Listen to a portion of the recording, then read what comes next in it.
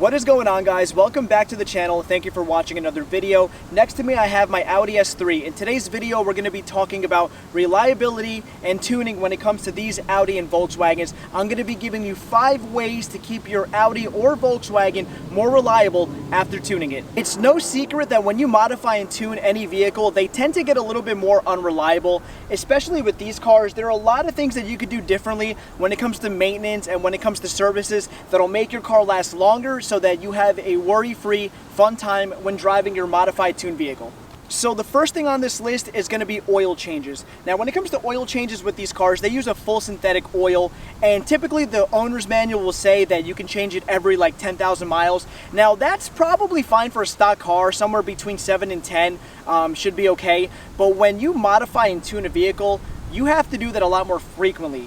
Oil tends to break down quicker when you're beating on the car and when you're driving the car a lot harder, which obviously if you tune it and you modify it, you're going to be driving the car harder. That's the reason why you're doing those mods, and that's the reason why you're tuning it. So obviously the oil is going to break down a little faster. My recommendation is when you tune a vehicle, honestly, between 3,000 and 4,000 miles max, you should be doing every single oil change. If you're doing your oil changes regularly with the best stuff, you should have worry-free problems when it comes to your engine. You won't have to worry about the oil going bad, any kind of oil starvation, and all that kind of stuff. Also, make sure that you're using the right oil. I always recommend to use the best kind of stuff.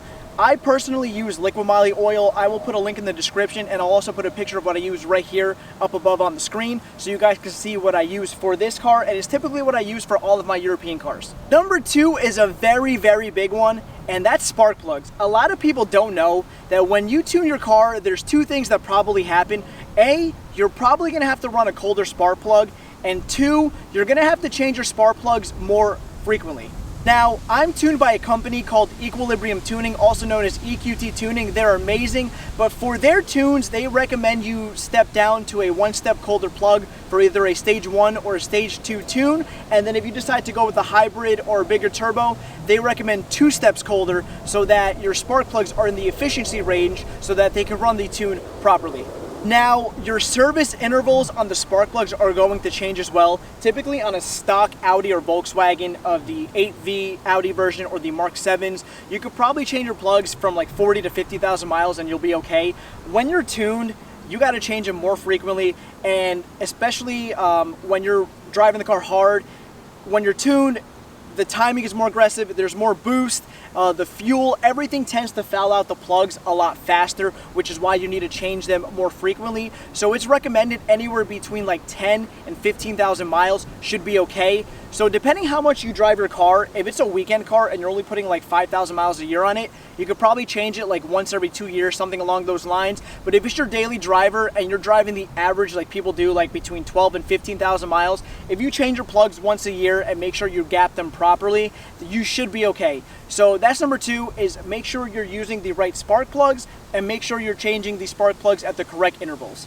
Now, I'm going to combine these 2 things in this segment, and this is only going to apply to the DSG versions of these cars, whether you have an A3, an S3, or a DSG GTI or an R. And that's going to be your DSG services, like your DSG filter and a fluid change, and is also going to correspond to your HALDEX to be servicing that system as well. The reason why this is so crucial is because when you tune your car, like I said earlier in a segment of this video, you tend to drive the car a lot harder. Now, if you're taking this car to the track, autocrossing it, drag racing, I don't recommend it, but street racing, and you're doing all these kind of things, putting stress on the drivetrain, the fluids in these systems from the DSG to the HALDEX are going to break down a lot quicker. Now, stock for these cars is recommended for both every 40,000 miles, so that's somewhere probably between every like 3 to 4 years, depending on how much you drive, is the recommended interval when you're stock to change these. Now, my recommendation, I don't have an exact mileage.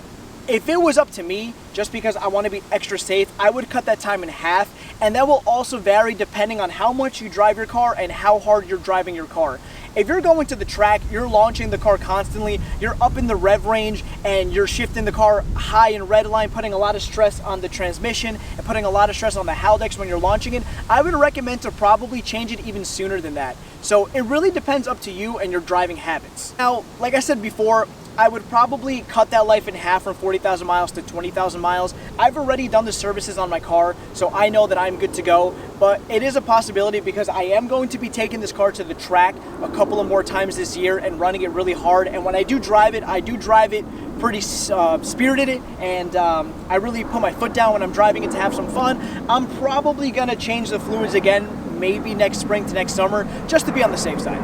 Now we're on to number 4, and this is gonna be another super important thing, and that's gonna be the fuel that you use in your car after tuning it and modifying it. So obviously one of the most important things when it comes to cars are air and fuel. Especially when it comes to tuning, you want your AFRs to be perfect, and obviously you don't want to create any kind of knock in your car that could cause any kind of issues with the engine and whatnot.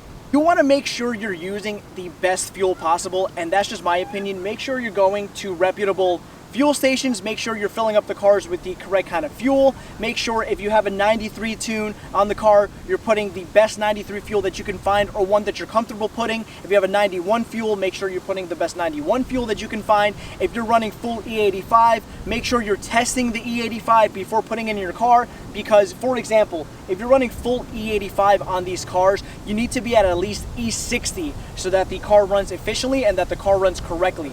There are a lot of pump E stations out there that don't even give you E50. So in that case, if you're not testing your ethanol and you put it in one of these cars, you fill it up and you realize on your gauge that you're only at like E50, your car's going to suffer. It's not going to run right, and it's going to throw the tune off, and you could cause some serious damage to your engine.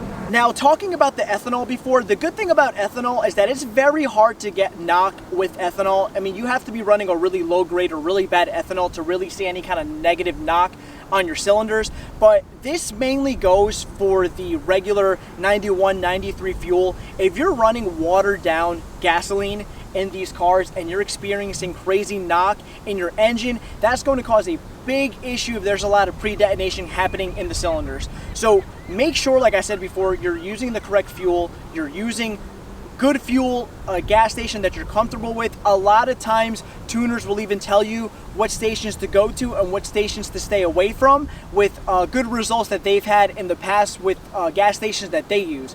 So make sure, like I said, you're using the correct fuel, you're going to good gas stations. If you're using ethanol on your cars, make sure you test the ethanol before putting it in your car, before mixing E30 or filling it up with E85, and you shouldn't have any issues. Your engine will be safe.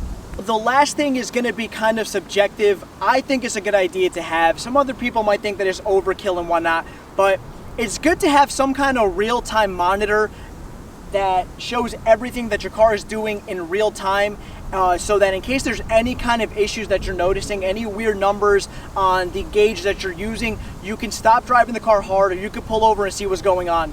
I personally use the P3 gauge. It's awesome. It can tell you things from boost pressure to IATs, AFRs, coolant temp, oil temps. The P3 gauge does it all. The good thing about EQT, if you guys are Access Port fanboys, which I love the Access Port, I just didn't like having it in my face all the time, but that's another good monitor to know what the car is doing in real time. Now, you can't be over aggressive and thinking any kind of number means something so horrible. Like sometimes you could get false knock on your monitors, you could get certain things that actually don't really mean anything. That's why it's good to take logs as well if you feel your car is running bad. But having some kind of monitor showing what your car's doing every second of every time you drive the car is something really good, and it can even give you peace of mind when driving, knowing that everything is going well with the car and that the car is running correctly. Anyways guys, that's going to conclude the video. Hopefully you guys enjoy, and hopefully you follow these steps to make sure that your car runs as reliable as possible.